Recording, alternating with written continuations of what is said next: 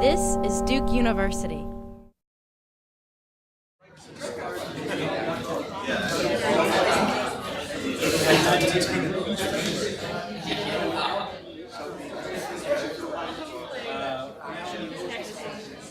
afternoon and welcome to our next session. And we'll do the discussion a little bit differently this time. So we'll have the two talks, Sariat, and then afterwards we'll have the discussion. So it's my pleasure to introduce to you our first speaker this afternoon, Yitzhak Melamed from Johns Hopkins. So Yitzhak got his PhD from Yale and his MA from Tel Aviv University. Has written an extraordinary amount about Spinoza. So he has several books: Spinoza's Metaphysics, Substance and Thought, publishing primarily with Oxford University Press, Spinoza Dictionary, the Oxford Handbook of Jewish Philosophy, Spinoza and German Idealism, Spinoza's Theological Political Treatise, A Critical Guide. So these are the books. He's written many articles, as I said, primarily on Spinoza, and presented papers both nationally and internationally. He has had several awards and fellowships, most recently ACLS and NEH, for a project that he's been working on, Spinoza and German Idealism, a metaphysical dialogue. And today he will be giving a talk on Aufklärung, Jewish Protestantism and European Islamophobia. Please join me in welcoming Yitzhak Melamed. Thank you very much. Just to clarify, two of the books mentioned are just anthologies. So I have one, my own, Spinoza book that is finished. Okay. First of all, I just want to thank Jonathan and Shai for inviting me and for arranging this conference. And I slightly changed the title of the conference, so right now it is Against Sovereignty, and then after Jewish Protestantism and European Islamophobia. I'm trying to develop a line, so it's basically the first attempt to develop a thought that I'm beginning here. Okay, so let us begin. You don't belong here. Let me begin at the end, or almost at the end. On November 19th, 2010, a 14-year-old Afro-American child by the name of Corey Osby was walking in the predominantly Jewish Park Heights neighborhood of Baltimore. Osby, who was living with his grandparents, was on his way to meet his mother for a doctor's appointment. When a red Mazda coupe pulled up next to him, and one of the passengers, the yellow bird sign, a fellow student at Johns Hopkins, a former soldier with the Israeli Special Forces, approached Osby with the words, "You don't belong here. This is not your neighborhood."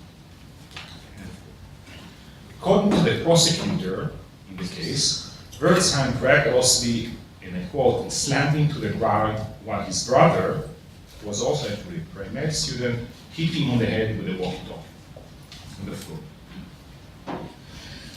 I will not dwell here on the details of the story, but let me know that in a somewhat miraculous way, towards the end of the trial, the victim burst into tears and asked to drop all charges. At which point he was told by the judge, Pamela White, that bringing charges was the state's decision, not his. In spite of Osby's reluctance to testify, the judge accepted the original version of the events, his original version of the events, when he gave that testimony to the police, and convicted Birdsheim of second-degree assault and false imprisonment. She also noted that Birdsheim, I quote, relied on his military training to take Osby down. The "you do not belong here" slogan is not foreign to the public discourse in Israel, especially in the context of security. Numerous news events in the Israeli press report that Israeli Arabs, presumably full-fledged citizens of the Israeli democracy, are persistently harassed by the security personnel of Israeli airlines with virtually the very same phrase. I have one quote. So an Israeli film actor recently is being told by the El Al security personnel, "Don't tell me you are flying home, this is not your home." Similarly, in 2011, recently legislated Israeli law allows the admissions committee of small and mid-sized communities, and of up to 400 families, I quote, "to bar residents who do not suit the lifestyle and social fabric of the community." End of quote. That's it. Right now, it's part of the Israeli law. So up to 400 people, you can have admission committee that bar people who do not suit the lifestyle of the community. Virtually, I mean, it's clearly the aim here is to restrict residency to Jews only. Unfortunately, racist elements have historically been present in Jewish culture, or better, culture just as in many, perhaps most, other cultures. Still, it seems no coincidence that the perpetrator of the Auschwitz was an IDF veteran. In this paper, I will attempt to isolate, criticize, and begin to suggest an alternative to the modern notion of sovereignty, ribonut in Zionist Hebrew, which arguably undergirds the "you do not belong here" phenomenon. I will also argue that this notion of sovereignty is rooted in liberal European nationalism, rather than traditional Judaism.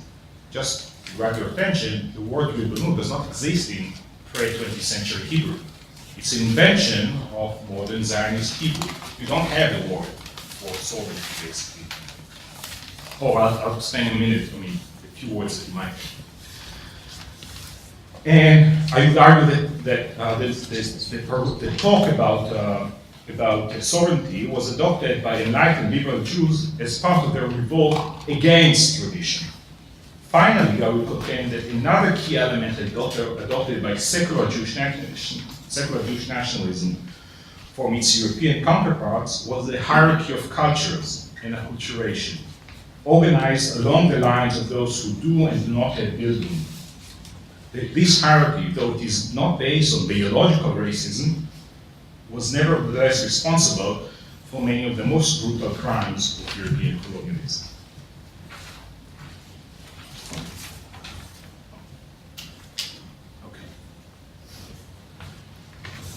The end of theory, or the end of Judaism. The end of theory is a somewhat ambiguous phrase, presumably intentionally so.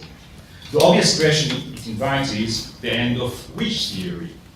Theories that are alive and kicking abound.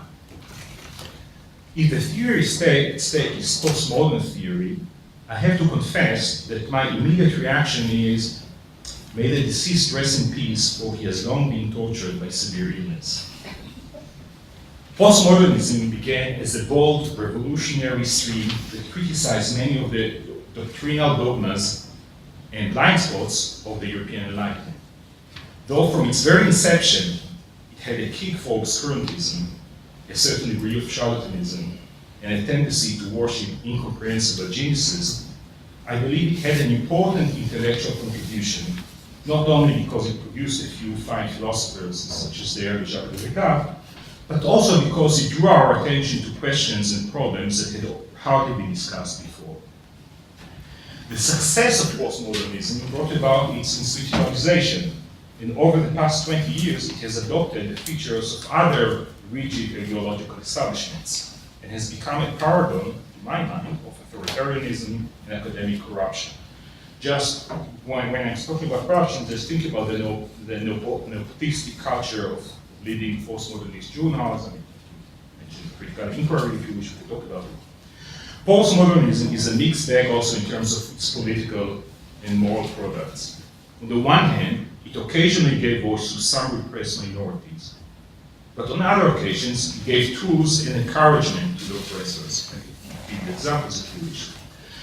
In the Israeli Jewish context, postmodernism took a leading role in the creation of the negative theology of the Holocaust.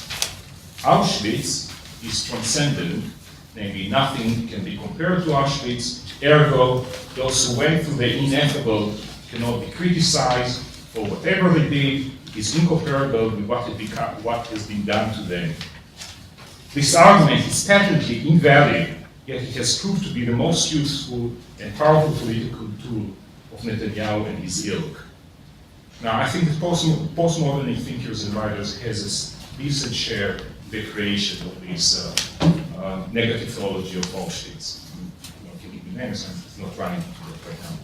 For all these reasons, I have to admit that in spite of my sympathy for postmodernist critiques of the Enlightenment, I feel quite relieved by the internment of its decayed corpse, looking forward to a fresh and open new thinking that will not hesitate to borrow some postmodernist ideas to the extent that they are intelligible. I'm telling you all this not to give grades to, but simply to say that I'm on the border of this camp. I'm not fully there. I mean, I'm actually really quite hesitant about it. While I'm hardly concerned about the end of theory, I feel far more worried and anxious about the possibility that we might witness the end of Judaism. Let me first qualify and restrict this claim, since Judaism has been pronounced dead too many times by too many sides over the past 2.5 centuries. Just think about Steinschneider, it's about the Discourses, for Judaism, etc. In the previous century, Jews and Judaism went through radical demographic, linguistic, and ideological transformations. For 2.5 millennia, Judaism, in its various branches and forms, developed as an exilic civilization. A civilization that had very limited claims for dominion or sovereignty. Traces of the values of these exilic cultures can be most crucially deciphered by examining the traditional Jewish vocabulary for the idioms of sovereignty. To illustrate this point with two quick and brief examples, consider Malchut or Malchus, literally kingdom, which has been the common traditional term for the non-Jewish sovereign. Right? In Solom Malchut, to give someone to the kingdom is actually not to a Jewish thing, it's clearly to giving it to a Gentile kingdom. Or if we turn to another, perhaps even more striking example, and look at the standard Ashkenazi Hebrew and Yiddish word for militarism, well, militarism does not exist in Yiddish. I mean, perhaps you can use it if you're too Germanized, but there is one word, particular word. What's the Yiddish word for militarism? Goy nachts. Now, let's look and just look carefully. What does it mean, going nachts? Namely, the pleasure of Gentiles. Now, and so what you can see, there is clearly some racist element here, but it's a clear delineation and saying that we are not part of it. We are not going to be part of the story of militarism. I'm sorry. So you can see that many of these terms of sovereignty are essentially categorized as belonging to not belonging to the Jew. They are improper for a Jew. I mean, we'll just give you another quick example. Look at the classical Haggadahs before the 19th century. You have the 4 sons. The wicked son systematically is what? A soldier. Time and again. Every single Haggadah, almost every single Haggadah that you find, 16th, 17th, 18th century, what is the image of the wicked son? He's a soldier. Okay. It's because the soldiers in their army. Yeah. Soldiers that converted to the. So Zionism, against this background, I think that we should appreciate Zionism because it has been amazingly successful in its transformation of the values of the Jews, turning militarism into the chief civil cult of the Israeli society. A cult which has its own rituals and prayers, I mean every word here. Priests and prophets, sacred places and altars, and obviously its own victims. For many Israelis, the primary aspect of their Jewishness is their military service. We can adequately estimate the scale of this transformative success when we realize that over the past 10 or 15 years, Judaism has become almost universally identified with Zionism. The few voices that attempt to reject this identity find themselves almost immediately marginalized within their own community. As a result, many Jews who are not willing to accept Zionism and its subjugation of the Palestinians are tempted to simply leave Judaism altogether and thus let the Zionists claim another conquest. Dr. Abel Azam, a close friend of mine and a Palestinian intellectual, articulated this situation in a very recent, precise manner to me in a recent conversation, saying that Zionists stole our lands and your religion. I assume our fate was better. So how did you get there, or how did you get here? The current state of affairs should worry and disturb not only the few remaining critiques of Zionism, but also moderate Zionists who are not engaged in Messianic fantasies, and for whom the fate of Jewish culture is still dearer than the Zionist enterprise. The recent dissolution of the Zionist moderate left has made the danger of identifying Jewishness with Zionism even more threatening, since Netanyahu and his allies have now developed a political strategy that identifies any objection to their policies with anti-Semitism.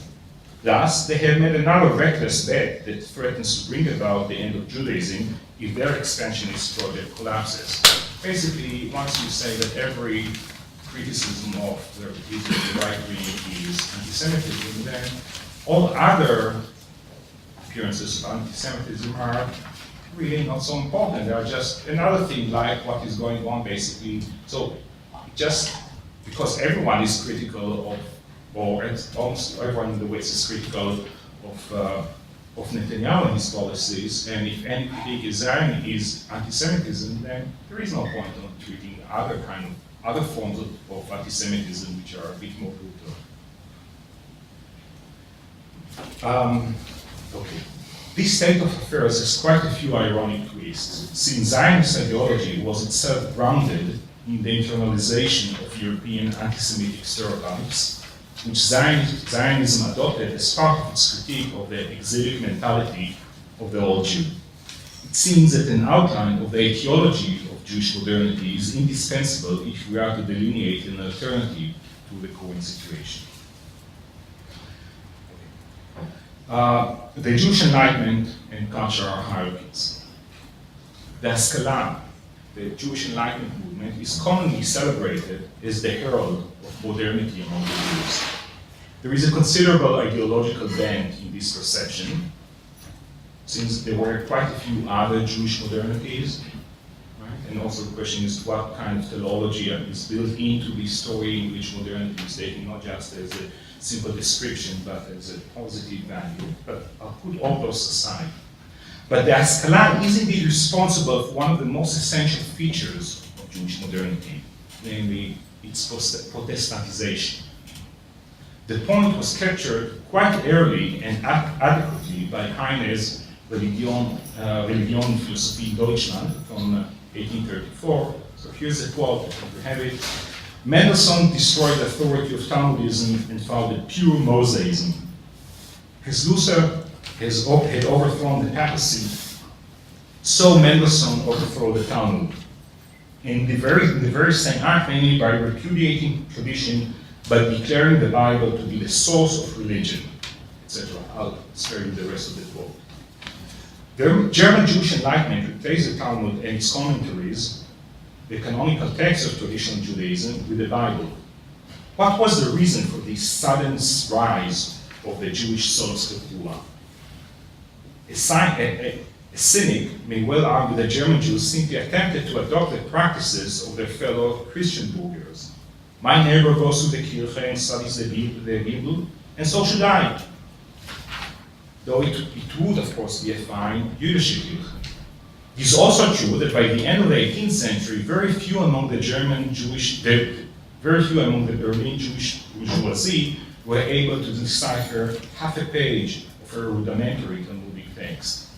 I'm not exaggerating. I think that if you look at the people immediately after Nelson's death in the 1790s, Laszlo and David, they are unable to study the most basic rabbinic texts. In that sense, it's a disaster. Still, I believe that the deeper explanation lies elsewhere. The dominant attitude toward traditional Judaism among the Berlin masculine members of the Jewish Enlightenment was that of shame and embarrassment. Shame, of course, has an important role in the constitution of morality, and on many occasions may well be justified. I don't think that shame in itself is the wrong thing. But what was the crime or immoral behavior that brought about this sense of shame? Did the traditional Jews of Germany commit some horrible mass murder or any other moral horror? Perhaps, but I'm not aware of any documentation of such an event. To be honest, I don't. There is none. Perhaps this sense of shame was caused not by any immoral behavior, but rather by the intellectual poverty of traditional Judaism. Well, having studied some Talmudic and rabbinic literature, as well as some Protestant theology, I have to confess that in terms of analytic sophistication, these domains are literally incomparable. In terms of complexity and intellectual rigor, rabbinic analysis is a few orders more complicated than any text of Luther or Schleiermacher. So what then was the reason for this sense of shame? What was so shameful about the Talmud and traditional Judaism? In the absence of an alternative explanation, let me suggest this sense of shame was due to an essential motive in the thought of the late Aufklärung. And I'm expressing late Aufklärung because I don't think that it's true about Leibniz or any of the figures of the early 18th century as far as I know. And that was, so what I think was typical of the late Aufklärung is the hierarchy of levels of acculturation, based on the distinction between those who do and do not have building. Indeed, Mendelssohn speaks openly about the levels of cultures of various nations. That's a quote from Jerusalem, levels of cultures of various nations. And in some notes drawn by Friedrich Nicolai following a conversation with Mendelssohn, Mendelssohn is quoted as suggesting that the Hebrew language was unfit for philosophy because of its oriental and uncultivated nature. Okay? Now, let me just note in passing that by 1781, the date of this conversation, Hebrew had a history of more than 6 centuries of philosophical writing, while German had hardly been used for philosophical writing before 1700. Just think about Leibniz, less than 1% of his writings are in German. I mean, before Wolff and Baumgart, the people who really coined the German philosophical vocabulary are Wolff and Baumgart. So this hierarchy of cultures, which presented the traditional Jew as essentially inferior to the German/European, was immortalized in sharp relief in the slogan of the 19th century Haskalah, the next stage of the Haskalah, be a Jew in your tent and a human being in the street. Be a Jew in your tent and a human being in the street or in the world. Now just think about the logic of this saying. The author of the saying, Yehuda Leib Gordon, seems to insinuate unwittingly that a Jew is not a human being, or that at least not a paradigmatic human being. Being less cultivated than paradigmatic humanity, Jewishness was supposed to be restricted to the space of one's tent. Right? Also, not where tent and not a home. So Jewishness should be at home or in the tent, while outside, you should become a human being. Leaving the tent, the Jew must ascend to the rank of a human being, presumably a white European, but clearly not a Jew. Jewish self-determination. As part of this ascent to the level of human being European, the modern liberal Jew adopted the new part of 19th century Europe, nationalism. Like other European nationalists, the brave new Jew envisioned a future in which Jews, like members of all other nations, would claim their sovereignty and self-determination on their own piece of earth. Leaving aside for a minute the fantasy of self-determination, and I'll explain why I think self-determination is fantasy, it is worth noting that the category of all other nations is far less egalitarian than it pretends to be. The savage non-European was not considered as belonging to a nation, and for that reason, the sovereignty of the people of Uganda was never thought of as a serious consideration against Herzog's proposal to create a Jewish state in that part of Africa. So A nation here again belongs to those who are building. The same logic also explains Herzl's visit to Palestine in 1898. His aim was not to examine the willingness of the natives to have a Jewish state in Palestine, but rather to seize an opportunity and have a conversation with the German Kaiser, who happened to be visiting Palestine. That's why he comes to Palestine. For Herzl, just as for most other Europeans, the savage, the ungebildete natives, had little say on issues of high diplomacy and clearly no right to sovereignty. To put it simply, the natives were transparent and transportable beings. Hence all the discussion about transfer by Ben-Gurion in the 1920s and 1930s and so on. This logic of the hierarchy of acculturation dominated the culture of high diplomacy well into the 20th century. I won't address it here now, but also the issues of the Sephardi perceptions closely related to this hierarchy of acculturation. If there were a historical moment when the Jewish plea for self-determination had a genuine moral weight, it was at the end of the Second World War, when the scale of the Nazi genocide was revealed. At this point in history, it would have been perfectly justified, to my mind, to create a Jewish state at the expense of the people who had committed the mass murder. If, upon the end of the war, 1/8 of Germany, perhaps, let's fantasize, perhaps the districts or the area in which the Nazis had their most significant success in the elections of 1933. So if this area had been designated by the UN as a place for a future Jewish state, it would have been a draconic, I would say, a morally reasonable corrective act. But obviously, this is a completely, it's what you do call in philosophy thought experiment, right? I mean, it's what? Russians did it. They got the not But such an imaginary idea was never seriously considered, since both Jews and Europeans knew well that a European, even when he commits genocide, is still a full-fledged human being with rights and interests to be reckoned with, while the savage is a transferable non-entity. Thus, instead of solving and correcting within Europe the problem of European anti-Semitism, Europe and the UN turned to the old logic of colonialism and piled the remains of Auschwitz on the shores of Palestine, letting both groups of ungebildete tear off each other's sins. I have 5 minutes left. Okay, so I'll quickly summarize because I want to try to do more.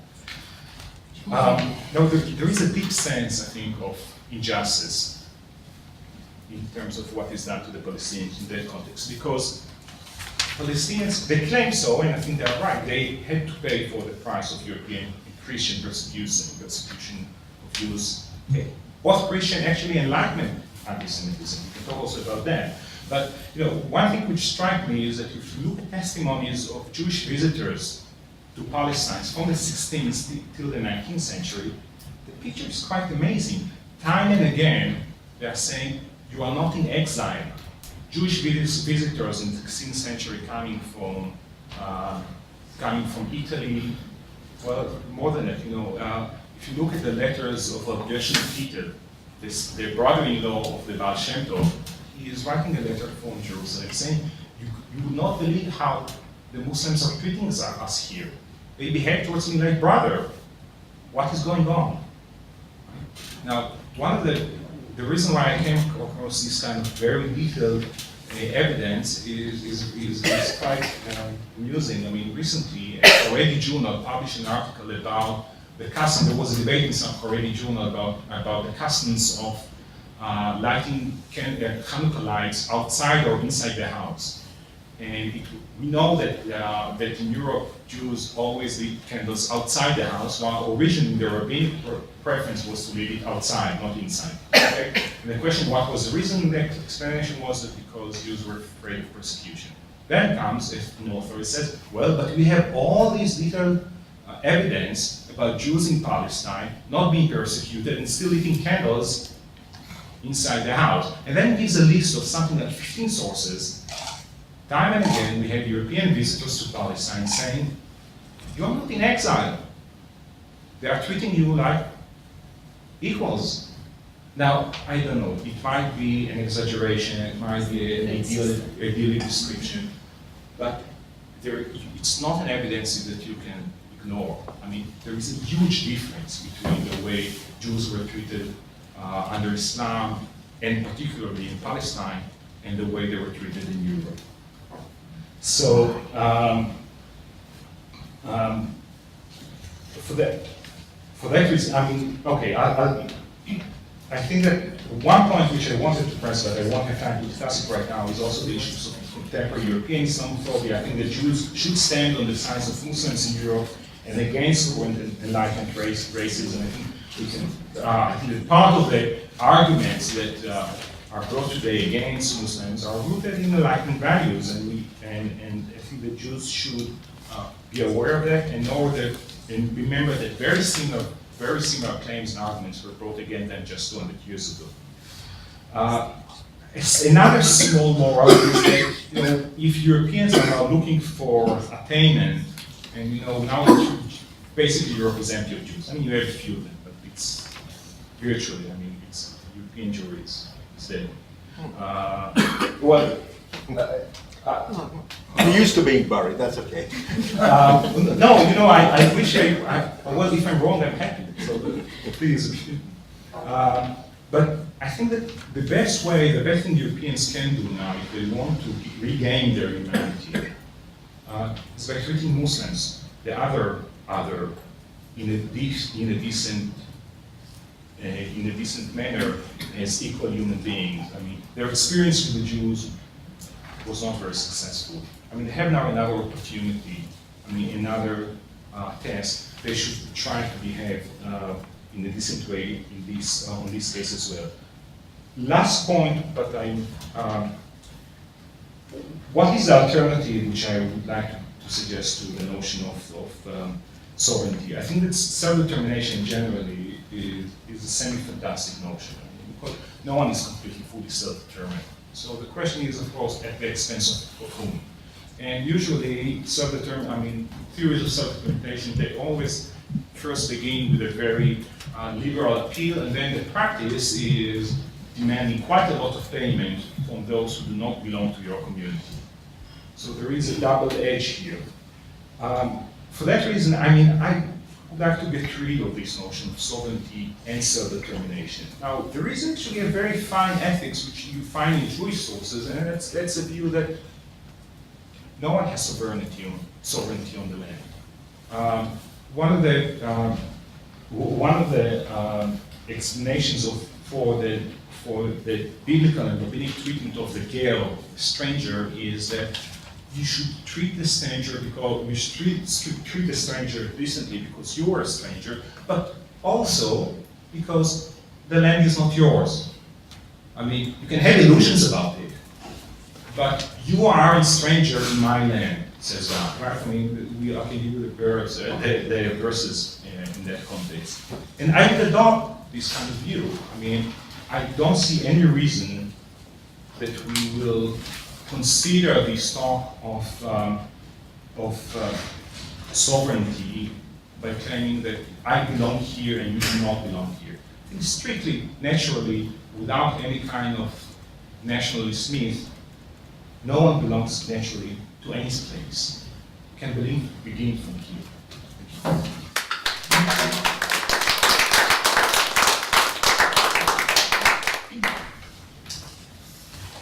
Thank you very much. And just to reiterate, what we're going to do is go immediately to the second talk, and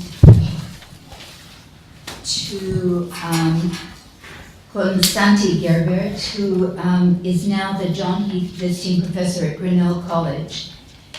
He has been a scholar in residence at the Talbot Center for the Renewal of Jewish Life in Poland, Associate Fellow at the Warsaw Office of the European Council for Foreign Relations, which is a European think tank. He's been a columnist at the Gazeta Wyborcza. Is that right? No, probably not. The leading Polish daily. Gerbert has been a free trade union activist, underground journalist, war correspondent, we have a radical among us, Jewish political representative to the Polish government, and visiting professor at the University of California, Berkeley, and Santa Barbara, as also the Hebrew University. He founded Poland's only Jewish monthly, Midrash, and has worked with independent media in Latin America. He is the author of 11 books in Polish and English on the Polish Roundtable negotiations, the Yugoslav Wars, the European 20th century, post-war Polish Jewry, and the wars of Israel. Most recently, he published a critique of the European Union sanctions policy entitled Shooting in the Dark. His essays have appeared in 24 collective works in Poland, Japan, America, UK, Italy, France, and Belgium, and most recently in Karl Frankopana, Matthias Haas, Holocaust Education in a Global Context, that will be coming out from UNESCO. And I kid you not, he has published 2,000 articles in Polish and international press. So please join me in welcoming Professor Gebert.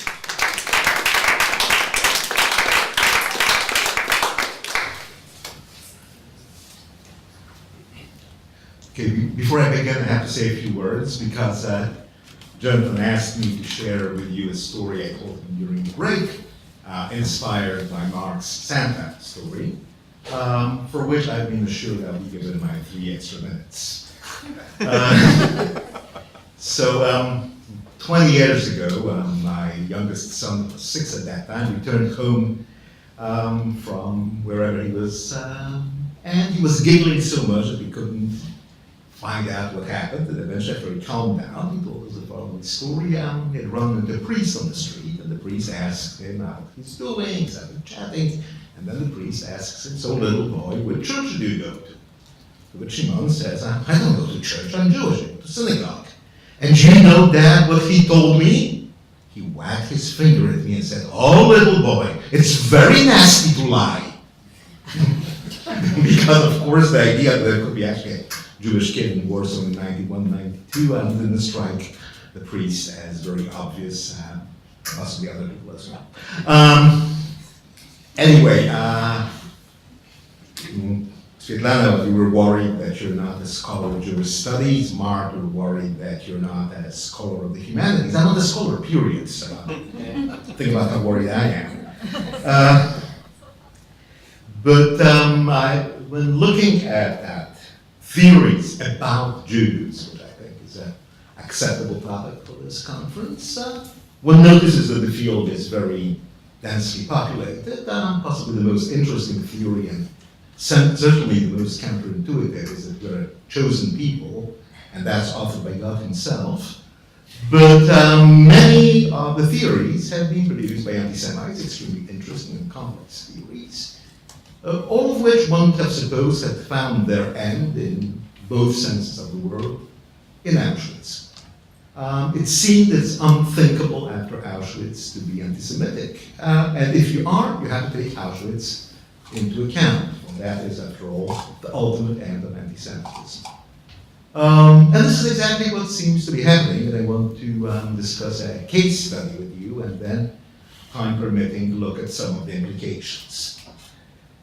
In August last year, the Romanian Prime Minister nominated a new minister in his government relations with Parliament, a gentleman by the name of Dan Sova, and it very soon transpired that Minister Sova has some very interesting historical information to share. He said that during the Shoah, no Jew ever suffered on Romanian soil, and the very few victims that there were the victims of the Germans, not of Romanians. This came as news, of course, to Romanian Jews and historians and Romanian NGOs, which protested and demanded that Sova be removed from office. Sova initially stuck to his guns, then eventually recanted, remained minister, and eventually was even promoted.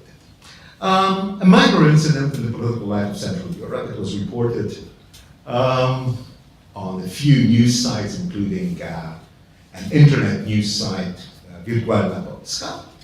And that piece of information attracted a lot of attention from surface. Some 387 people posted comments under that piece of information, and I took the trouble to study those comments, which I found were interesting. On the face of it, it would seem that it's very natural for Poles to react to Holocaust denial. After all, Poland is the place where it happened. Poland lost 6 million citizens, 3 million of them Polish Jews, 3 million of them non-Jewish Poles. Poland has a fundamental interest in seeing that the truth about what happened in World War II is not distorted. However, this does not account for the character of the comments. Some 12% only were directly connected with what Sowa had actually said, and they expressed either support for Sowa or outrage at his critics. Another 14% were non-related, and a whooping 70% did not relate directly to what Sowa had said, but did express outrage at the Jews for their lies and for their general nasty nature. And I think that those comments are worth looking at, for although they are produced by very many different people, together they create a rather consistent anti-Semitic theory about the Jews, which is interesting and innovative. What I did is look at the comments, classify them into 10 dominant themes, look at the number of people who posted comments in each of those themes, and look at the number of approvals expressed by other surfers when they had read those comments. The single most popular comment that got an approval rate of 240 out of 260 reactions asked, so what about the denial by European Jews of the Israeli occupation, of the crimes of Israel, and of the existence of the Palestinians? This comment in itself simply is off topic, although it need not necessarily be anti-Semitic regardless of the intentions. The intentions might be surmised from the fact that Jews are consistently written in lowercase, which is an orthographic practice that was introduced by Polish anti-Semitic press in the 30s, and each time when you write Jews not with a capital J, but the lowercase j, this probably infers a somewhat less than neutral attitude towards them. But this comment in itself is not necessarily anti-Semitic. Successive, most positively assessed comments state that though Jews indeed had suffered in World War II, Poles suffered no less or more, but then Poles suffered again at Jewish hands under communism, while the Jews had turned their suffering into a sordid business, 179 approval out of 183. That Jewish liars had no right to interfere in Romanian affairs, a stringing endorsement of Romanian ethnic democracy coming from Poland, 111 approval out of 119, and that the truth is that all nations hate Jews, 107 approval out of 117. What is particularly interesting is that the anti-Semitic comments got almost exclusively positive approval ratings from other surfers, even if the number of reactions to the comments declines with their specificity. Small wonder then that a surfer remarks, quote, the more I read the comments on this forum, the more I convince myself that I love my anti-Jewish countrymen. I am proud of being anti-Semitic. 89 approvals out of 105. However, another surfer, more cautious or more politically correct, says, quote, I don't like Jews, and this is no anti-Semitism, end quote. 65 approvals out of 69. Another worries, quote, comments under this article will be another contribution the ganging up against Poles for alleged anti-Semitism, end quote. 40 approvals out of 48. Incidentally, this then evolved into a conspiracy theory, which said that anti-Semitic comments are being posted by Jews in order to compromise Poles in the eyes of public opinion, which assumes inter alia that public opinion spends its time reading Polish internet chat rooms. All this, of course, is very aggravating for everybody. Therefore, it is logical that we move on to statements like, beat the Jews, they are the world's worst evil, 77 approvals out of 83, or its logical conclusion, I hate the Jews, Hitler bundled the job, who's with me? Approved by 34 of the 40 who bothered to react. Now, all this could be considered as the ravings of losers who have the time to comment on internet chat rooms. If not for the fact that the people who come to visit that particular website usually come for the entertainment information content there. It is not a political website, it's not connected by any right-wing party. That means that people who chance to fall on the Dan Sova news item just chance to fall on it. They were accidental passers-by and seemingly spontaneously expressed what they thought about Jews because the news item had something to do with Jewish issues. The idea that those comments could be together treated as an expression of an attitude could be put to test very quickly when a leading Polish professor, member of the Academy of Sciences, Krzysztof Jasiewicz, published, already after finished writing this paper, an interview in a popular history weekly on the occasion of the 70th anniversary of the Warsaw Ghetto Uprising, in which he said, I quote, criticism towards the Jews, especially now as they murder their neighbors in the Middle East, is trendy and makes more sense than defending or absolving them. It was entire generations of Jews, and not the Catholic Church, which had worked for ages to make possible the Shoah. And the Jews, as it seems, have not drawn the conclusions. This interview also contains the usual statements that dialogue with Jews makes no sense because they'll demand more and more. There also exists the problem of Jewish researchers who conceal their Jews and pretend they're, for example, Poles or Frenchmen or Hungarians. They intentionally falsify history, and so on and so forth. Now, this is an intelligent, well-educated individual. His views are pretty consistent with the views expressed on that internet chat forum.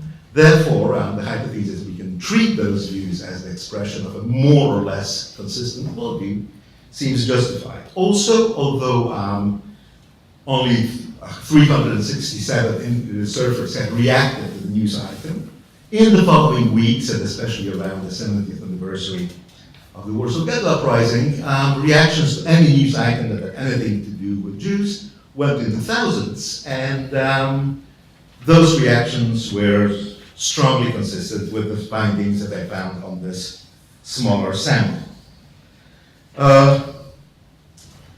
So let us look at some of the things that the surfers had to say. First of all, a collective approval of 347 votes praised democratic Romania for standing up to, quote, foreign Jews meddling in its internal affairs, end quote, even if the meddling, such as it was, had been committed by Romanian human rights organizations, that is, Romanian citizens exercising their democratic rights.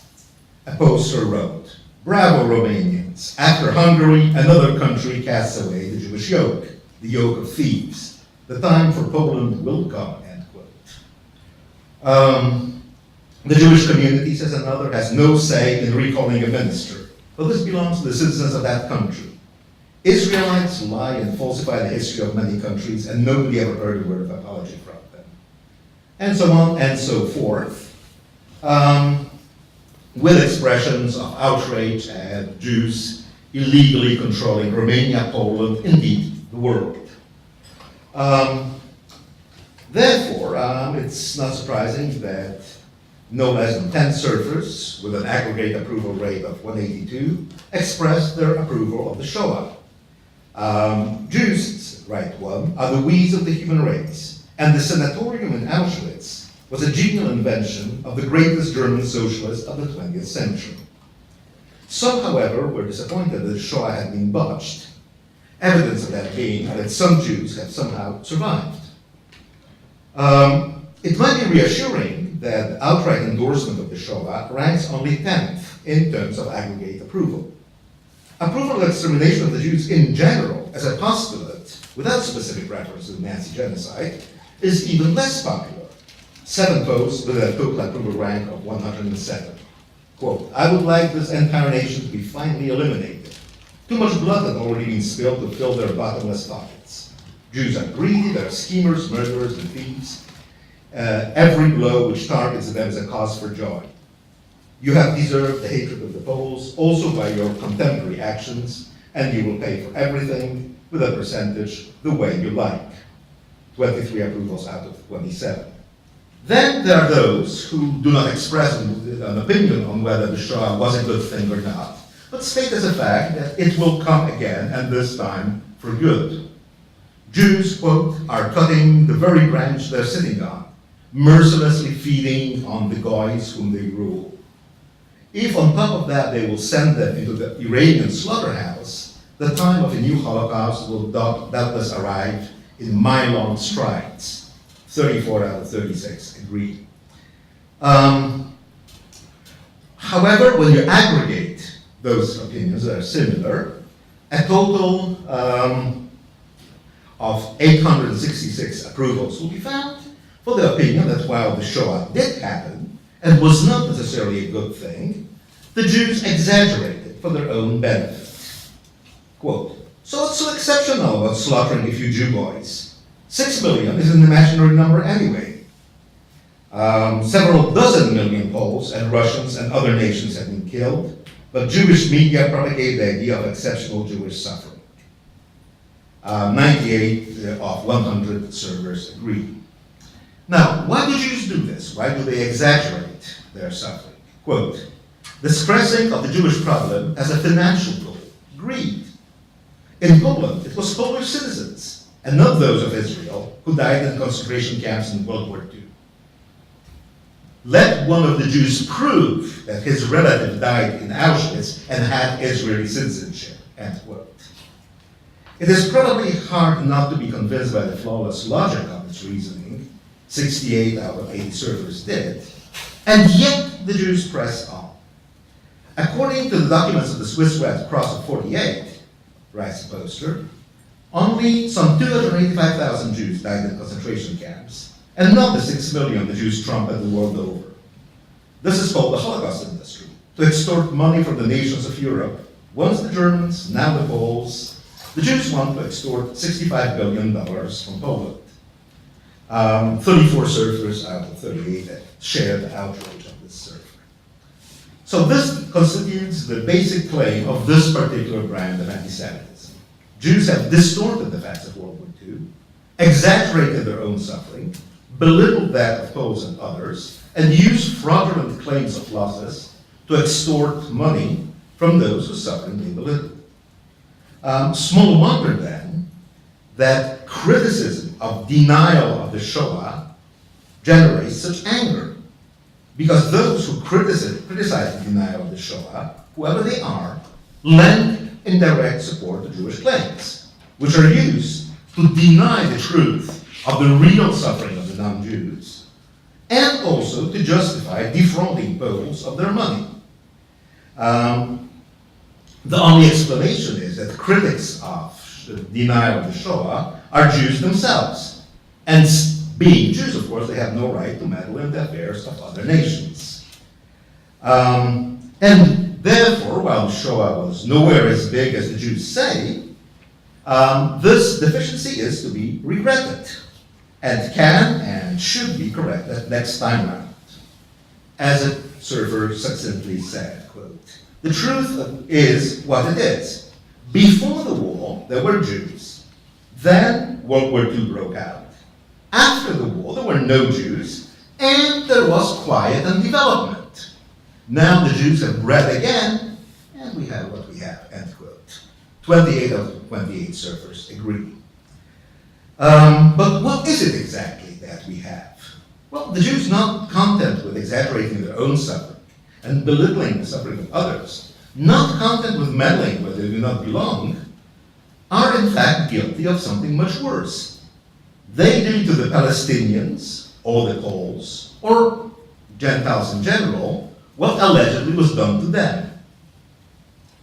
Why is it, wonders a poster, that Polish children during history lessons learn about Polish death camps instead of about how Jews after the war murdered the Polish elites? And what do the Jews themselves do? Do they not kill like the Germans? Romania, congratulations on your choice, and not a choice imposed by the Israeli Brussels, which is a common term to express the new Soviet Union, this time ruled from Brussels and not from Moscow, and which doubtlessly, which is an actual quote, will impose Yiddish the way that Russian was imposed before. Jewish atrocities compel some to make more definite statements, call for action. Quote, why don't we finally move against these Jewish anti-human organizations scattered the world over? These Judases with the pedigree of the greatest murderers, the NKVD and the Judenrats, the murderers of even their own nation. And now those smart Alecs make a great fuss. And they, being Israel, murder the nation of Palestine even more perfectly than Hitler, those Zionist Nazis, and so on and so forth. It is important to note that the reference to the murderers of even their own people that generated a collective approval of 166 refers to the statement that the Shoah was committed by the Jews themselves. In fact, Hitler was Jewish. Interestingly, the suggestion that Stalin was Jewish, made by a surfer, was immediately shot down by 3 others and did not resurface. And just as the Jewish industry argument owes a lot to the works of Professor Norman Finkelstein, the Jews committing the Shoah argument is substantially dependent on Brian Mark Craig's book, Hitler's Jewish Soldiers, but also on the Kui protest idea that without the Shoah, Israel would not have been established. Finally, murdering their own people, then blaming Gentiles for it, exaggerating the number of victims, and extorting money as compensation, sits well what surfers know about Jewish character traits in general. While the idea that it is the Jews who are responsible, A, for the Shoah, B, for its post-war abuse, C, for concealing their own crimes, which are at least on the same level, which D, logically leads to the fact that the second Shoah is in the making, is very popular in those anti-Semitic postings. We do not find almost any references to traditional anti-Semitic contents. Only 5 posts make any reference either to traditional insults against Jews, such as calling Jews lice and scabs, or to traditional religious contents, like accusing Jews of the murder of Jesus, quoting distorted Talmudic citations. Although unexasperated, they still consider themselves the chosen people, garnered an aggregate approval of 113. I'll try to pass on. Although this material is truly fascinating, but let us try to conclude. The Shoah should have been a wake-up call for the Jews, but it had not been one. Not only it had not curbed the Jews' arrogance and deceit, it had even not caused them to refrain from committing further crimes against Palestinians or against Poles. It has, however, made them willfully belittle the equal or greater suffering of others. Such shameful behavior cannot be free of consequences. Small wonder the Jews are hated the world over. And it is even less surprising that a new Shoah is soon going to happen, a good thing, and then unavoidable. The Holocaust, concludes a surfer, was a name invented by the Jews for their own invasion against their own nation in order to make people today shut up regarding the evil which they, the Jews, commit against people. Nobody will be fooled by this anymore, regardless of the respect we have for the dead, murdered by their own Jewish brethren. So even if the concepts and the moral methodology used here are novel, the structure of this theory is not. It reflects the willful blindness of the Jews at the first coming of the Shoah, their continued suffering after that, and their anticipated final downfall at the second coming. Yet in this new skin, the theory about the Jews is more unsentimental and harsh than its original formulation. God this time has nothing to do with it. This God with whom, as Hitler had complained, the Jews have infected the nations of Europe. It is the nations themselves who are the instruments of historical retaliation, and they will give no quarter, no mercy, no last-minute recanting, no conversion in extremis. Quote, "This time the Poles will not help you. Your destruction awaits," end quote. Now, this is interesting for two reasons, I think. One is that it allows a consistent anti-Semitic perspective to exist, which not only does not try to hide the fact that anti-Semitism had led to the Shoah. Indeed, it uses Shoah as proof of the validity of anti-Semitism by pointing out the heinous Jewish distortions of that event. It therefore gives anti-Semitism a new and constructive lease on life. It is also, I believe, an extreme form of something that has been sometimes called Holocaust envy. That is the righteous outrage that, again, the Jews are top of the list. They managed to get a privileged position in the hierarchy of suffering. The existence of Holocaust envy can be empirically tested. Do a Google search looking at Holocaust plus Jews and Holocaust minus Jews. For the many more sites in the second case than in the first. It is true that what happened to Jews after World War II is historically without precedent. We are the first victim population that had its narrative accepted as the universal narrative. This didn't happen to any other group of victims of genocide.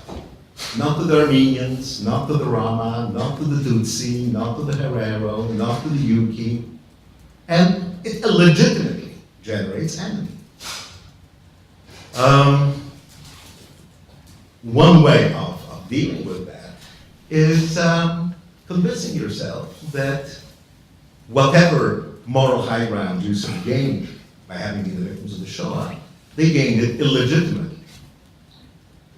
But what this anti-perspective tends to forget, that there's also a price that Jews pay for having their narrative become the universal narrative. Once it's become universal, it's no longer ours.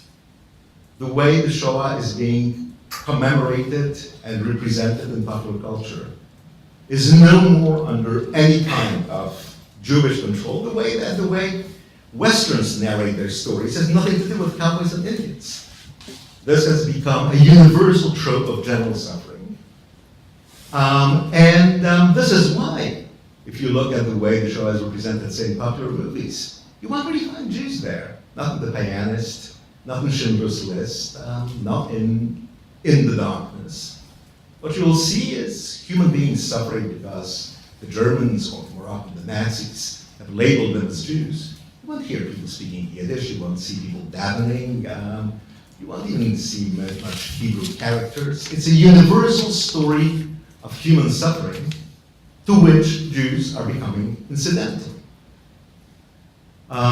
For the authors of those comments on the internet, and as I say, even if when writing this text, I was wondering if this is not a fluke thing, having looked at literally thousands of comments over the last 6 weeks, I see that this analysis is very representative of internet public opinion, and that public opinion is consistent with what educated and intelligent Polish scholar can say, what one can foresee is the development of representation of the Shoah, which for most people will simply mean the epitome of human horridness towards other human beings, to which Jews are incidental.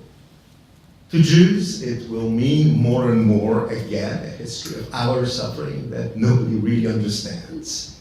And to the anti-Semites, it will be ultimate proof that we are right in hating the Jews after all. Thank you.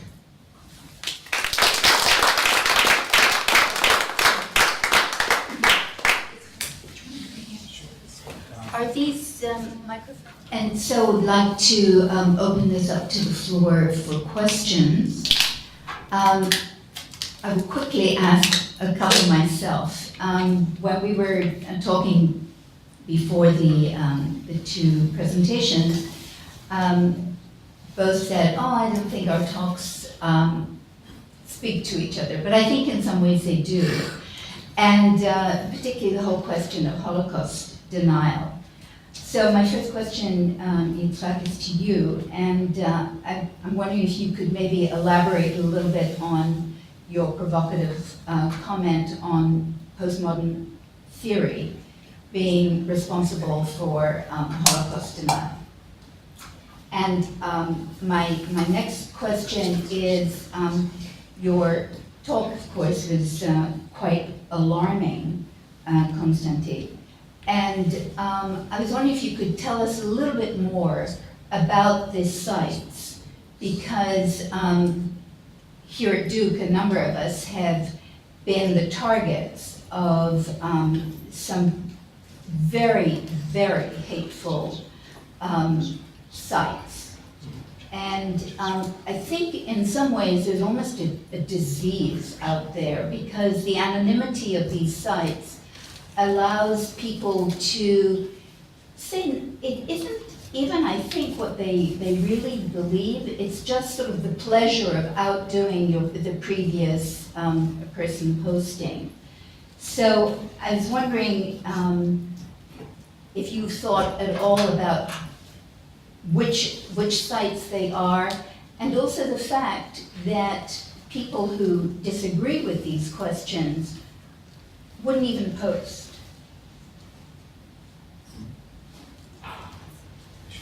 Thank you. So just to correct me, I didn't say that postmodernism associated necessarily not necessarily with the Holocaust denial, but rather with the creation of negative. Okay, rather with the creation of a negative theology of the Holocaust. In some sense, the other way around. So it's basically with the claim that the theology is that Auschwitz is a kind of a ineffable thing which you cannot compare with anything. So yes, I mean, it's obvious that the expulsion of the Palestinians is not at the scale, thank God, of anything that is close to Auschwitz. But why make the comparison? I mean, I think that the whole idea of turning I also don't like both terms, either Shoah or Holocaust. Holocaust, obviously, because I don't think that there were sacrifices by someone, there were people that were murdered. So the whole talk about Holocaust is, again, an attempt to create metaphysics where there is no need for none.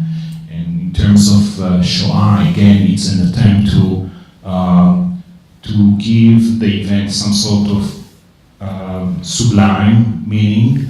Shoah in Hebrew has a very, very particular meaning, and apart from creating a certain special metaphysics about it, I don't see what we gain by using this word instead of the more traditional Jewish word that you would find immediately after the events, and that was Churban, the destruction. I think that was what really happened there. So I don't want to create a metaphysics of the Holocaust because,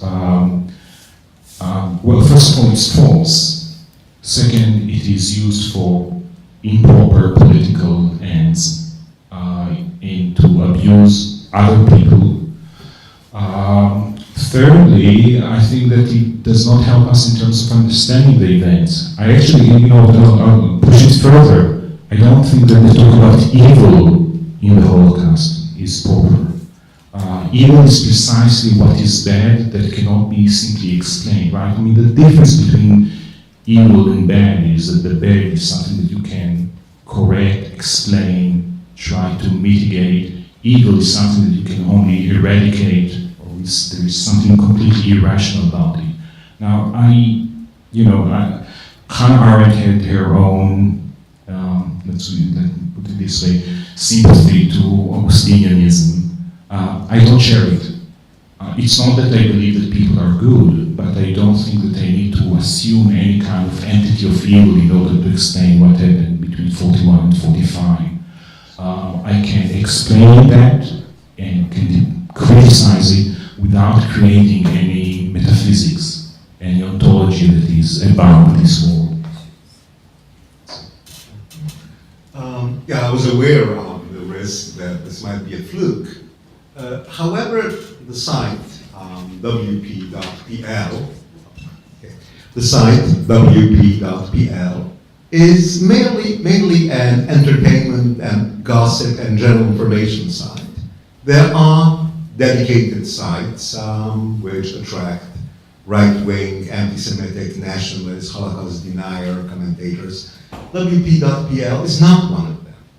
It's a general purpose tabloid which happened to post a news item that others didn't even find interesting enough to post. But as I say, publications on the net across the board since then have very strongly confirmed the representativity of those views for a segment of Polish public opinion. Of course, we don't know how big that segment is, because what is published on the net is not necessarily representative of what people think in general. Point is, I'm not terribly, I've heard this kind of accountings for those postings that you just cited, that A, people are simply trying to outdo each other in hatred and they don't really know what they're saying, and B, decent people just shrug and go away. I'm not terribly reassured, frankly. If outdoing people in hatred becomes a norm and decent people shrug and go away becomes another, this is not a comforting situation.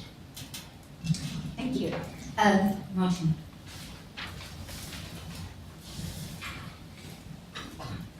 I found both papers, each in its own way, enormously disturbing. And I could make specific or pose specific questions to both speakers, but I would prefer, in a way, to get a dialogue going.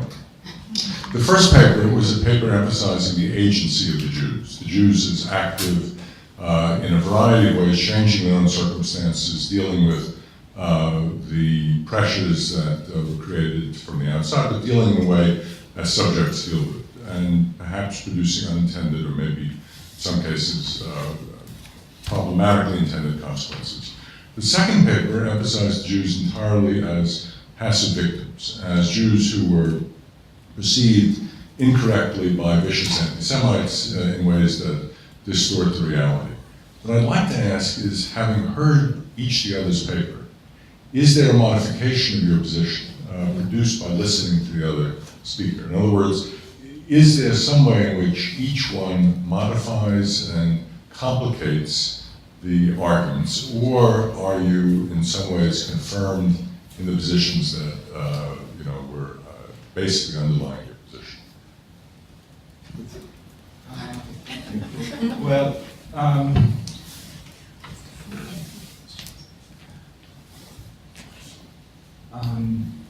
well, I do take Jews as agents because when you want to evaluate politically and morally actions, then you talk about them, about people as agents. And but in terms of what I heard, to be honest, I was quite surprised because I heard recently from a few friends, like Pavel Macheko, who was a friend of mine, but that there is some sort of philo-Semitism in Poland, but I guess it is more restricted to some sort of intellectual groups or something like that. There are two thoughts that I had in mind just to read. First of all, one was, the very similar phenomena that you described in terms of the comments on, and Shai could confirm, is something that you find in all Israeli online newspapers. So very, very similar comments about Arabs are just, you find them in hundreds, I mean, almost word per word. I don't, we can just check try today, don't do anything, just look at the internet right now, go to Yediot Achronot, Ynet, see the talkbacks, you'll find the very same garbage. I mean, so it's, it's racism is racism is racism. The second point, which, made me think, in terms of,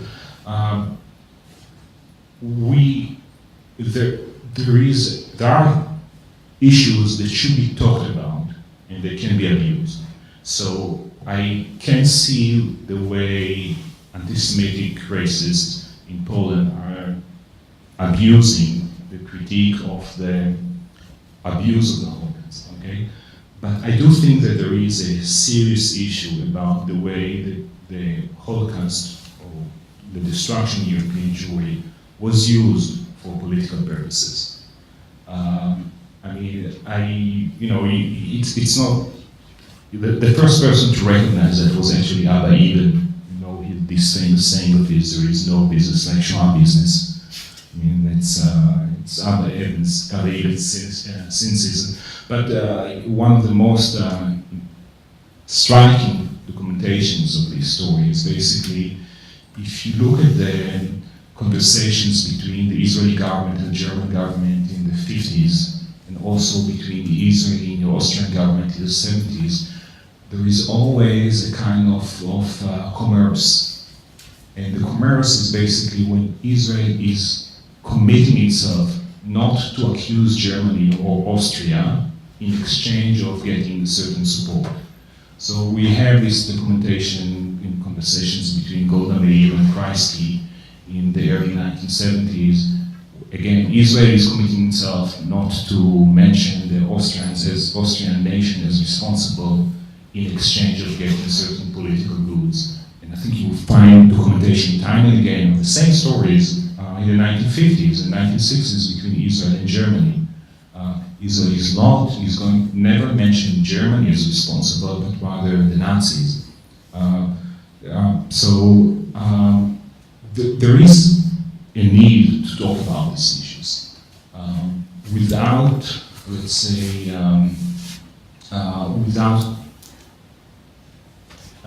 but in spite of the fact that it will be abused by racists. I mean, but that's that part of what we do a lot of times is something that can be abused by figures which we do not have. I wonder if Constantine, if you'd like to respond.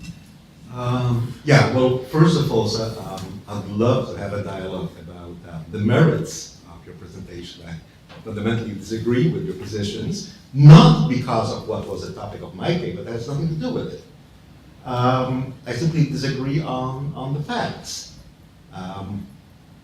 There were compensation states created from previous German territory after 1945. Territory was allocated to Poland and the Soviet Union, and over 11 million people were expelled. Similar things happened during the partition of India and Pakistan. This is not a uniquely Israeli-Palestinian issue, and it should be seen in that context. And yes, the Shoah, like any other event in history, has been also abused. I think that your presentation is extremely useful when speaking, say, to Naftali Bennett, okay, and other people on the Israeli political scene who abuse and exploit the Shoah for political reasons. But it is unfortunately bound in a kind of Hassliebe with those who do the exploitation of the Shoah. My text wasn't about Jews. It was about a theory about the Jews. What I find intellectually interesting is that anti-Semites have been able to overcome the hurdle of the Shoah and produce a new anti-Semitism, which is not being prevented by the memory of the Shoah. On the contrary, it uses the Shoah as proof of the validity of anti-Semitism. This I find intellectually interesting. One should never underestimate the creative power of the human spirit. Having said that, yes, you can read on Israeli chat rooms horrible things about Palestinians, Arabs, Gentiles, Poles, whomever. Frankly, you can read horrible things about other human beings on any internet site in the world. This does not mean that the Polish internet is particularly vicious. It is not. I have singled out a phenomenon that I found intellectually interesting. This is not an indictment of the Polish internet, nor is it an attempt to undermine the legitimate belief that actually, in terms of Polish-Jewish relations, Poland has changed for the better, consistently, seriously, over a protracted period of time. So this is not to say that, okay, this is the real dope on the Poles. There might be some nice elites, but the bloody Polacks are what they are. No. This is simply an element of the Polish reality, more interesting, I believe, what it tells us about the power of the human spirit than what it tells us about the Poles. I'm going to have to ask you, if you don't mind, to make the answers just a little bit shorter because there are a bunch of questions. And so I had first Svetlana, then Gregory, then Sela, then your hand was up there in the back. And then, did you have your hand up? Sorry. Yeah. Okay. So I think that will have to be it. Okay, so that's a lot of questions. Svetlana. Well, it was an amazing panel, very disturbing and inassimilable. There was something incommensurable between your two positions, but it was great to have it all out. Because for me, it also demonstrated sort of limits of analogical thinking and so on. But I want to make 2 points very quickly. What I see in Costa's presentation is actually crystallization of certain mythologies of modern anti-Semitism going to the protocols of Elders of Zion. Even the Brussels with the Jews and so on, kind of mode of conspiracy is very, very similar. And it's not accidental in the sense that it crystallizes those mythologies. And what I wanted to mention, I think what was interesting in your two positions, you come from different backgrounds, and I'm thinking of archaeology of discourses. And for instance, there's a whole critique of Zionism coming from like Stalin times, the campaign against Zionists and cosmopolitanists, which was same people in 1950s, and how this anti-Zionist, anti-cosmopolitan discourse became a form of third worldism that was then fed to various third world leaders who studied in the Soviet Union. So there is a kind of maybe can slightly refine or address that there is a history of discourses that can be dangerous sometimes to operate through sheer knowledges. So anyway, it's more of a comment, but I find this protocols of Elders of Zion coming back in an interesting way, and it's an international, not only European phenomenon. Great. We leave it as a comment? Yeah. And maybe come back to it, then Gregory. I have just one brief comment to Konstantin. I mean, so you mentioned the issue of taking parts of Germany after World War II, but let's be clear. I mean, it was Russia. It was not a decision of the UN. So we are talking. I mean, it's one thing. It's one thing when you have a decision of the UN, and another thing when you're talking about Russia under Stalin, where basically he could move also some. Or could do all kinds of things. I mean, it's not something that necessarily was taken to be justified. The question is, when we had the problem in 45, in 47, we had the problem of people that are coming from the ashes. And again, it was I don't feel comfortable being in agreement with some figures, but there was a problem that was a result of European racism. And the question is whether someone else had to pay for that. And I think it's not a simple situation. I wonder if I can intervene here. I'm sorry, because we're actually out of time. And we have lots of questions, and I think it's really great for the audience to be able to participate as well. So maybe you could use your answer to Yitzhak as part of an answer to somebody else. Thank you. Greg. I'll ask a very quick question, and it's actually a question that Miriam asked, and maybe you're dodging it, and maybe you just didn't want to answer it, but it's the question about what you mean by postmodernism. I'm actually sort of confused about the substance of that noun and the way it's being sort of mobilized to talk about theory in ways that I think are both not only outdated, but that strike me as sort of reminiscent of the way you get Sokal and Brickman talking about and sort of condemning theory. And when you say that it's, esoteric or illegible, or I can't remember the phrase, it strikes me that, you work on Spinoza. Spinoza was, and still is to many, very, very esoteric. So I want you to just address what you actually mean by postmodernism.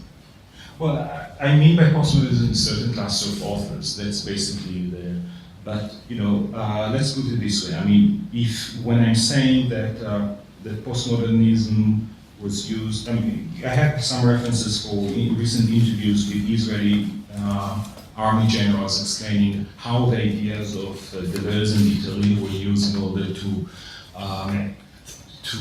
destroy houses in the Second Intifada. But what was the kind of what they call philosophy of the surface that was used by the chief strategist of the Israeli army in 2002 by Shimon Ove, a brigadier general, not someone, you have a precise reference, you can read the entire interview.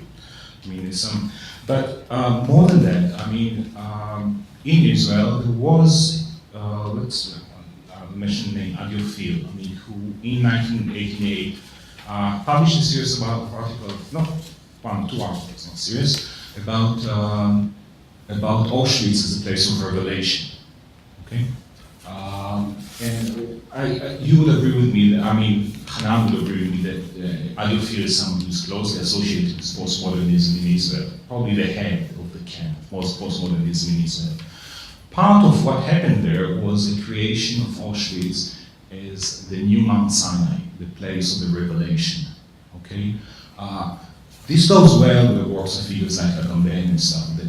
So when I'm talking about creation of a new negative theology, I'm talking about the reference to Auschwitz as an ineffable and stuff of that sort. And we can talk about now. If you ask me whether Spinoza is a difficult philosopher, I think that also Hegel is a difficult philosopher. But I think that once you understand him, you can be you understand that he's using the word in a very rigid, he gives you definitions, and he's trying to make you understand. So he's working hard in order to make you understand. I think that some figures which are associated with postmodernism intentionally play with the reader. It's not necessarily bad. I think Heidegger sometimes does it. But especially when you have someone who is talented and is doing that, you can accept it to some extent. But a lot of the time, what the result is just a simple cult that, the question is after you take aside the German, what is left there? And I think that a lot of times not much. I look at Deleuze's book on Spinoza. It has some interesting things to say, it has some interesting ideas, but he's quite lazy. He's unable to develop any of these ideas, and he's either unable to check them against the text. I think I better interrupt. Sam. Well, this has been such an incredibly provocative, panel, and my thought is running in 1,000 different directions. But I think the simple insight is that the establishment of the State of Israel has not put an end to anti-Semitism. It has transformed its content. I don't know enough about the case in Poland. Irene Gross in New York is a good friend of mine, and I know she and Jan have written books. You obviously are a public intellectual of Jewish origin in Poland, and I congratulate you for your public courage. Frankly, I don't know if you don't feel like packing up at some points, but it's difficult. But I want to come back, to Yitzhak, because I think that I heard some things in what Yitzhak said that is an attempt to start moving beyond the stalemates. The stalemates are eternal anti-Semitism, nobody loves us, Christian Europe or now the Muslim world is going to rise. No, anti-Semitic is a historical phenomenon to be explained in terms of one, a unique but among a very special category of prejudice and racism. We do not have a monopoly on this, right? That's why it's like you begin your story about the Jews now turning against, blacks, and we know of many people who went from Brooklyn who carried on their ethnic fights onto the West Bank. So, we love being so special and privileged, but we also have to see the mixture of universality and particularity in our experience, right? We have no monopoly on either being the victims or the perpetrators of prejudice. Now, having said that, it's just like, I want to come back to this because you were conversing a little bit with me about this notion of sovereignty, right? I want to understand what you see in traditional Jewish thinking, and I want to hear this from you because I want to see if we're thinking beyond towards if there is a new way of conceptualizing it. By the way, there were people who thought that a Jewish state should be established in Europe. Hans Jonas, Hannah Arendt at first conceptualized this. So you said something very interesting. You said that, but Israel is in the Middle East. There have always been Jews there who have had particularly. So let's try to think this forward a little bit. What you said is the idea that somehow the land belongs to us all, and you went to the biblical thing that we were strangers on another's land, so we will take the stranger as if it could be any one of us. Now, Kant, who is a very difficult thinker, who calls the Jews an Asiatic people, also has a lot to say about this notion of cosmopolitanism, right? The idea that somehow the earth belongs to all of us in common. I know this sounds so ridiculous, given the reality of militarily armed nation states. It is like, what are you talking about?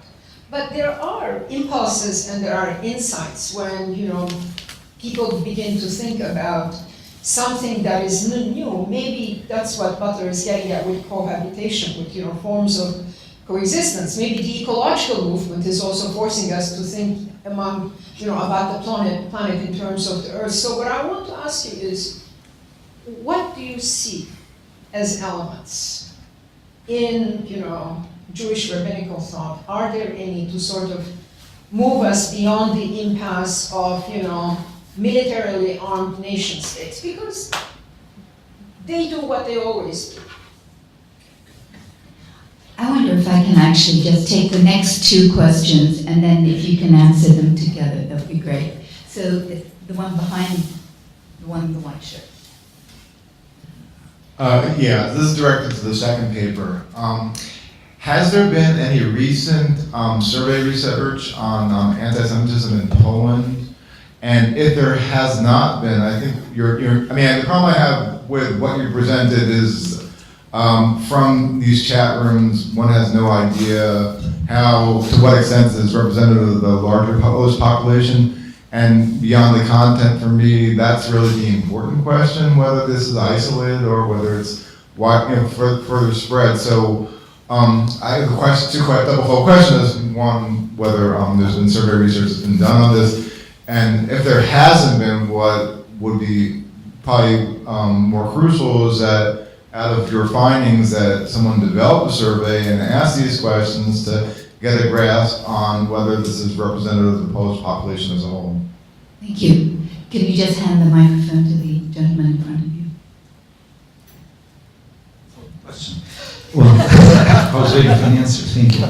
I actually would like to connect this question with Professor Ben Habib's question and offer it as a package, actually, thinking in this direction. Your presentation itself was a cliffhanger for me in a very good and positive sense. So when you talked about for land is mine, says God, and offer it as a model of model alternative to sovereignty, I was intrigued how exactly it works. How exactly is that the God is not sovereign in this in your thinking? And I had a thought as a reader, and I would like to see what you think. Is it an anticipated movement or not? I was thinking that if God, in the rabbinic tradition, that's why it's connected to Benedict's question. Rabbinic tradition, God cannot say anything anymore because the Torah is closed. God said everything he potentially could have said. Therefore, if we think about God as a sovereign, then it's a sovereign who cannot declare the state of exception, because he can't say anything. So if this is why and how you differentiate between sovereignty or non-sovereignty of God versus sovereignty of man, then I'm happy I guessed right, but maybe I guessed wrong, and I would like to learn that as well. And just a very tiny final comment here. Promise to be tiny. I was just going to. No, we actually need it for the record. Oh. Sorry. I just wanted to comment, perhaps we'll comment later on. Katerina von Kellenbach spoke in this area recently and commented on constructive penance in a code as opposed to vindictive penance, and her thinking was based on the fact that none of the Nazis convicted and executed in Nuremberg had any remorse. They felt they were soldiers of some sort. The three exceptions to the rule were ordinary criminals who happened to commit capital crimes around that time or tried at the same time and were executed, and all three of those were remorseful. Thank you very much, and I'm going to be very Nazi-like here. I'm going to give you 3 minutes each, and we're already 20 minutes over, so I'm sorry. Okay. I'll do it quickly. I mean, I completely agree with China about the issue. Yeah, I completely agree with China about I don't see any reason why to refer to Jewish. I refer to racism against Jews because I suffered from that. My father suffered from that, but I think that the discussion should be, by definition, universal. I mean, I don't see any reason why not to do that. I'll add one small point. I think that we should also discuss seriously, and I was trying to get a little bit into that, the issue of the Jewish Enlightenment, because there is a problem that I don't think it was enough appreciated about the internalization of European cultural hierarchies, and I think it's something that is still active and needs to be resolved. So when I was talking about the issue of shame that figures like Mendelssohn felt about traditional Judaism, I think there is an issue there of not of biological racism, but definitely of some sort of cultural, what you call cultural racism, which we can talk about. I'll respond to the two issues about what is the alternative. There is a long tradition of rabbinic anarchism. What I mean by rabbinic anarchism is the view that there is only one sovereign, which is God, and everything else is completely temporary. Now, it's a tradition that runs through medieval philosophy, medieval Jewish philosophy, Nabat Banel, and many other figures. And it's a tradition that, we find it in the Bible when the first king is, the anointing of the first king is basically taken as a bad thing, something that goes against God's wish. When Samuel is asked to anoint the first king, he's saying, why should I do that? I mean, God is not good enough for you. So there is some sort of animosity towards the use of power against people. And I'd like to continue this tradition. Now, of course, I don't want God in the picture, and God is not going to act. And I don't want, but I think that the idea that basically dominion and the abuse and the cultural hierarchies is wrong is something that I very much want to adopt, so that I'll have some sort of minimal functional sovereignty in the same way that you have a sovereignty of a municipality, but nothing beyond that.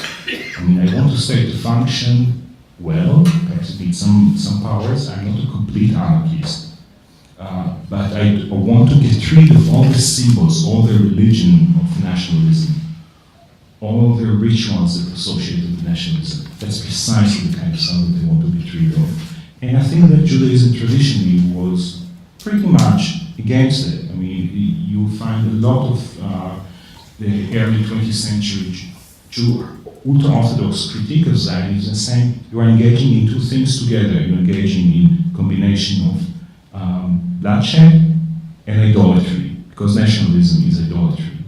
That's something that I'm quite sympathetic to. Just very briefly, actually Germany was dismembered by the Allies in Yalta and in Potsdam in full agreement between Russia, the US, and the UK, who were the forerunners of the Security Council. So there is a consistency there. And I agree with you completely. There's no reason to treat racism against Jews differently than any other race. And there's no reason to treat Israel differently from any other state. We need to apply the same criteria consistently and with knowledge of historical facts. I won't go into bloody detail here. On the issue of how representative this is, we don't know. Anti-Semitism has been extensively studied in Poland with very contradictory results because the methodologies of the surveys are different and definitions of what constitutes anti-Semitism are different. So in one study which has the advantage of having been repeated already thrice since '92, anti-Semitism is defined as agreeing to statements that say Jews have too much influence in the economy, influence in the media, power in the world, whatever. And an aggregate index of anti-Semitism has increased from 17% in the early 90s to 27% in 10 years later. And the results of last year's survey are still being studied, but probably there is an increase. What is interesting, however, is that there is a concomitant increase of anti-Semitism, which is twice as strong. That is, the last results I say, some 27% agree that Jews have too much power in whatever it is, and over 50% strongly disagree. It's become politically a very polarizing issue for a very simple reason. It really has nothing to do with Jews. It has everything to do with the kind of Poland we want to have. That is, if somebody's anti-Semitic, he's probably also authoritarian, anti-feminist, homophobic, anti-European, Catholic fundamentalist, whatever. So instead of asking him 27 different questions, you ask him, where do you stand on the Jews, and you can figure out the rest. However, okay, there are other surveys that produce other results. And once again, this was not a paper about Poland. This was the paper about the reconstruction of a certain theory about Jews, which I find fascinating. The best I can say is it is neither representative of the Polish mainstream, nor is it the loony French. It's somewhere in between. But even in the best surveys, like the one I quoted, there is a hitch. A Polish sociologist conducted a parallel survey on 3 equal groups. In one, he asked, does any group have too much power in Poland? Around 3% spontaneously named the Jews. Then in the second group, he asked, does any of those groups, so there was a list of a cafeteria that included the Jews, have too much power in Poland? Some 15% chose the Jews from the cafeteria. And in the third group, he asked, do Jews have too much power in Poland? And 25% said yes. Now, does this mean that one of those 3 methodologies is the right one and unveils the real truth? Or does it mean that we're speaking about 3 different sociological surveys, measuring 3 different things that are different, but we don't know how they differ? Which is why it's terribly difficult to locate this analysis within the context of Polish public opinion. And once again, this was not the purpose. And just to return very briefly to what you said, Damo, thank you very much for complimenting my courage. It doesn't take any courage to be Jewish in Poland. It's matter of fact, it's routine, and no, I don't feel like packing up my bags. I like my country, and I like the way it's changing. Well, we were talking about the end of theory and the end of Judaism, but fortunately it's not the end of the conference. So this very interesting discussion can continue. I'd like to thank you, the audience, for staying, and for our provocative panelists.